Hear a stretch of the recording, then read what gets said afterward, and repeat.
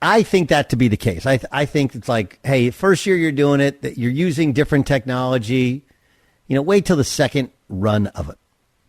And I kind of think that college athletics is much the same way. Like the first time we see something, we expect to immediately deliver. And a lot of it is the hype, the lead up. We knew this car was coming this year. We knew this player was coming. And Bronny James is much that way. Right? Bronny James didn't play in college. Bronny James, Jonathan Givony put him on like the number 10 is on the prospect list. You're like, what? And so the hype was a lot like the Ford Lightning. You guys know what the Ford Lightning is? Ford Lightning is an F-150 that's all electric. And people were gobbling those. And then the GMC Hummer that they came back out with, that was like all electric. Remember that one? It was a Super Bowl ad, and it can do this creep thing where it can actually like crawl sideways. Have you guys seen it? It's a real thing, and the car can really do it. But they were going for like above sticker. And everybody I know is like, dude, wait till the second year, because you got to figure out. I know it says it gets 350 miles on a charge, but how can you charge it? How fast does it charge it? How far can you really go? What happens if you tow something? What does a truck feel like when it's electric? So you want to wait till year 2 to work out all the kinks. That's the same thing with Bronny James. Look, early on, he had the tragic heart incident where his heart stopped. So first, you're just thankful that he's alive, let alone thankful he's coming back to play basketball. These two things are amazing.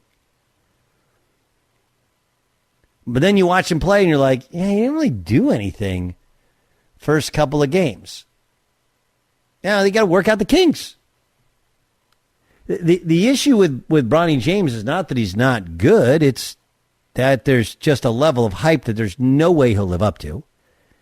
So many people haven't seen him. You haven't seen the developmental phase of the Ford Lightning. You haven't seen the developmental phase of Bronny James. You've just seen, he can dunk.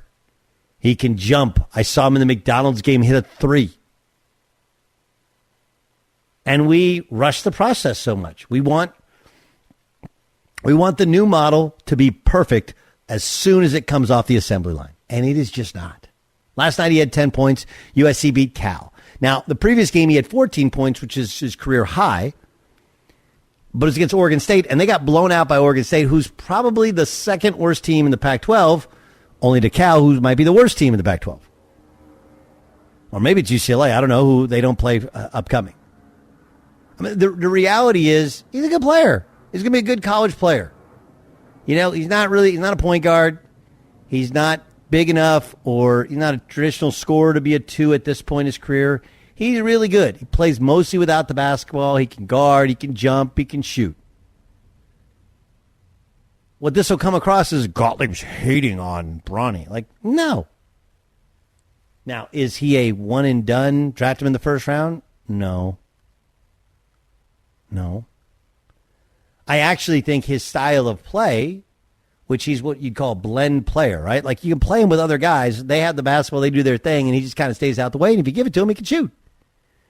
It's not valued at a first-round draft pick. He's not an NBA star. He's not even a college starter.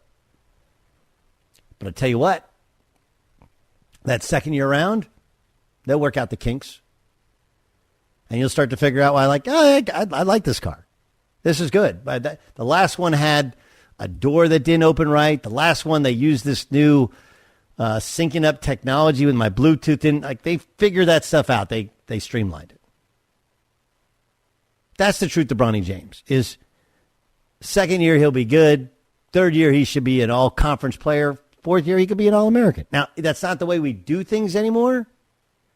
And the curious part about it is USC was supposed to be good. They have a guy, Isaiah Collier, was supposed to be the number 1 pick in the draft on some people's boards.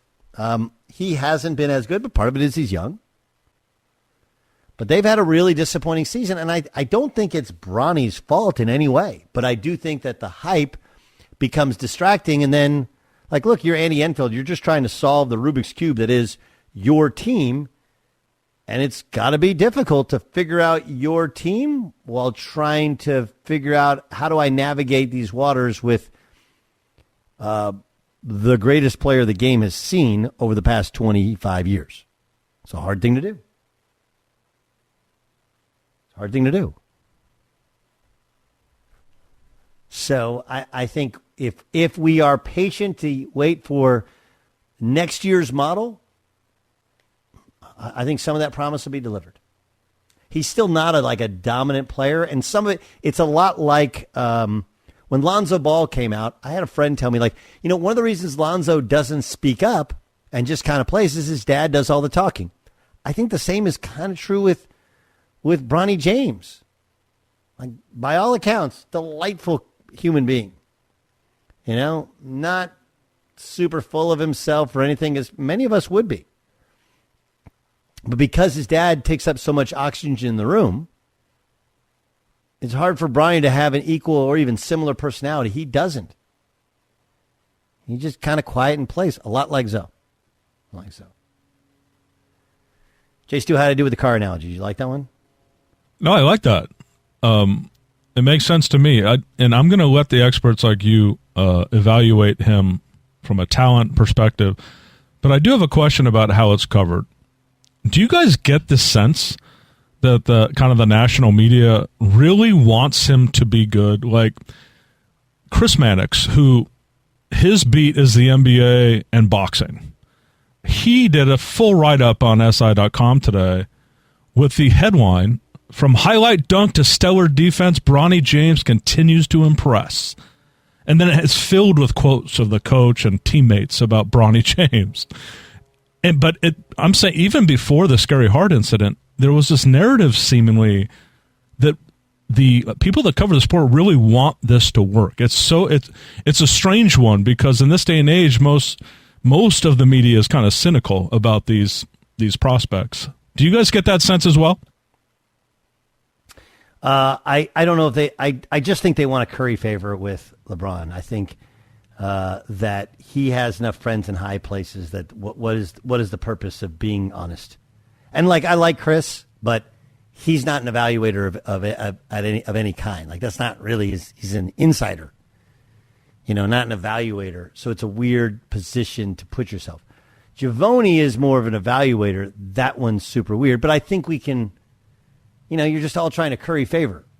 What do you think, Dan Byer? Do you think that the media wants this to happen and that's why they're writing stories as such? Yeah, I think that is the case, but I also think that it has changed since the Hart situation. I thought that USC in Bronny James was going to be shoved down our throat, and it hasn't happened like that. And so while, in scoring 10 points, in making these comments, he becomes a headline, but I think that it actually could have been way worse. By the way, he wouldn't have done anything. It's everybody trying to capitalize on his name in doing it. And I don't feel that has been the case because of the Hart situation, because of his delayed start to the season and us not knowing when he was going to be coming back. But I thought he was going to be the biggest name in college basketball this year because of all of the pub that TV and social media would want to put on him. And I don't think that has been the case. I think that the Hart situation obviously changed a lot of things. Not only is it sensitive, but you don't have a launch to the season because he's not playing. So I think that did change things with him. That's absolutely fair. Absolutely fair.